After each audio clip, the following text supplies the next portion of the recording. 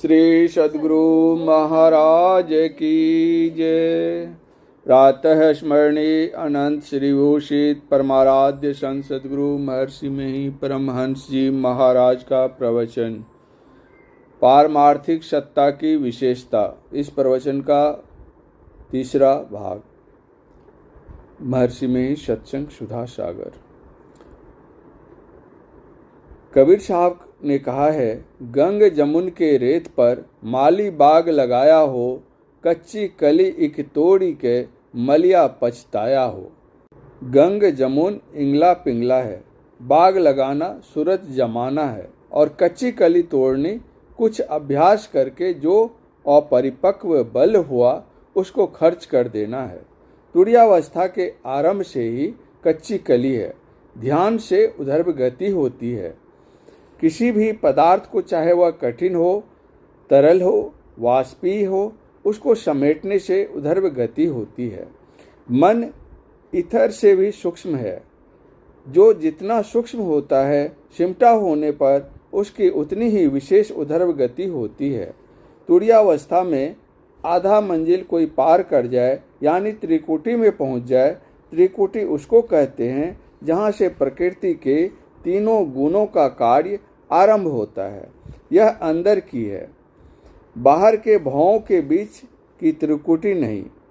यहाँ जो पहुँचता है वह बहुत पवित्र होता है। जब साम्यावस्था धारणी मूल प्रकृति को पार करता है, वह बिल्कुल पवित्र हो जाता है। यहाँ अहम ब्रह्मास्मि रहता है। यह तुरीयावस्था है। पहले ही मंजिल में यदि कोई कुछ करके दिखलाने लगे, कुछ लेने लगे, तो उसकी उधर्व गति कहाँ से हो सकती है। इसलिए भगवान बुद्ध ने अपने शिष्य को फटकारा था। कहानी है कि किसी आदमी को सोने का एक कटोरा मिला। उसने उस कटोरे को एक बांस गाड़ कर उसकी फुनगी पर बांध दिया और कहा कि जो कोई अपना हाथ बढ़ाकर उस कटोरे को ले लेगा, वह कटोरा उसी का हो जाएगा। उस रास्ते से भगवान बुद्ध के एक शिष्य जा रहे थे। उनको यह बात मालूम हुई। उन्होंने अपने वियोग बल से हाथ बढ़ाकर उस कटोरे को ले लिया। जब यह बात भगवान बुद्ध को मालूम हुई तो उन्होंने अपने शिष्य को बहुत फटकारा और उस कटोरे को चूर चूर कर फेंक दिया।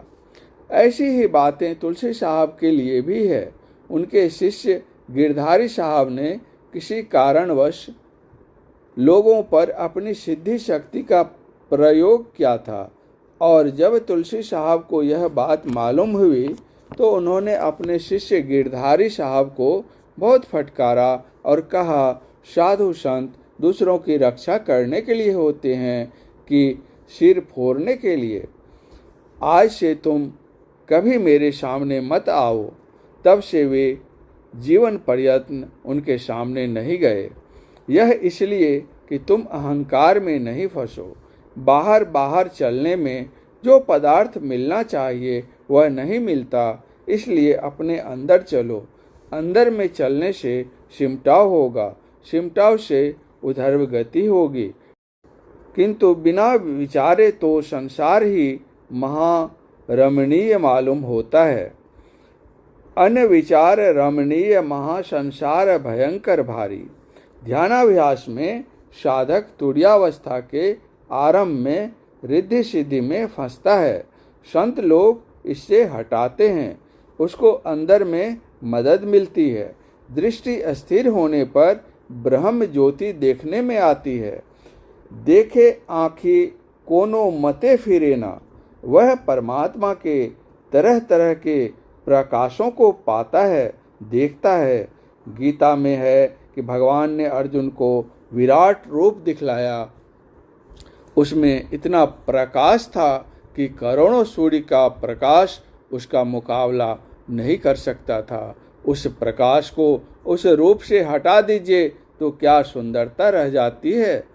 बिना तेज के रूप सुंदर नहीं दिखता। जिमी बिनु तेज न रूप गोसाई। असल तेज ही वह पदार्थ है जो अपनी ओर व रूप की ओर आकर्षित करता है। सभी जीवित चेहरे में प्रकाश रहता है, मृतक शरीर के चेहरे में वह सौंदर्य नहीं रहता। ब्रह्म तेज ही तेज है, किंतु बहुत लुभाने वाला है। यह अवलंब मिलता है, जिसको यह अवलंब मिलता है वह उधर ही टन खींच जाता है, इधर नहीं आता है। दूसरा अवलंब शब्द का होता है। सृष्टि का स्थूल या सूक्ष्म कोई भी मंडल हो, बिना शब्द के नहीं है। वहाँ के शब्द को सुनने वाला वही होता है जिसकी दृष्टि प्रकाश में पहुँच गई है।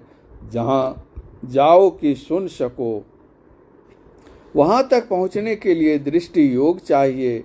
शब्द का सहारा इतना उत्तम है कि कहा नहीं जाता। शोक से मुरझाया हुआ आदमी है तो उसको ऐसे ऐसे शब्द सुनाए जाएं जिससे वह मुरझाया हुआ नहीं रहे, वह प्रसन्न हो जाए। शब्द में 4 गुण हैं।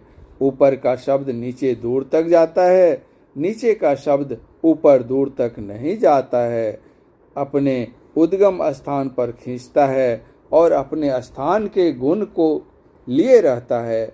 उस शब्द को जो कोई सुनता है वह गुण उसमें हो जाता है।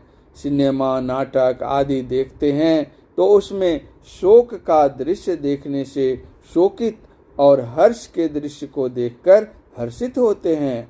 आप जिस शब्द को पकड़ना चाहें उसे पकड़िए, उसके केंद्र पर पहुंचिएगा। जिस जिस शब्द को पकड़ा जाएगा वह शब्द अपने केंद्र में केंद्रित करावेगा।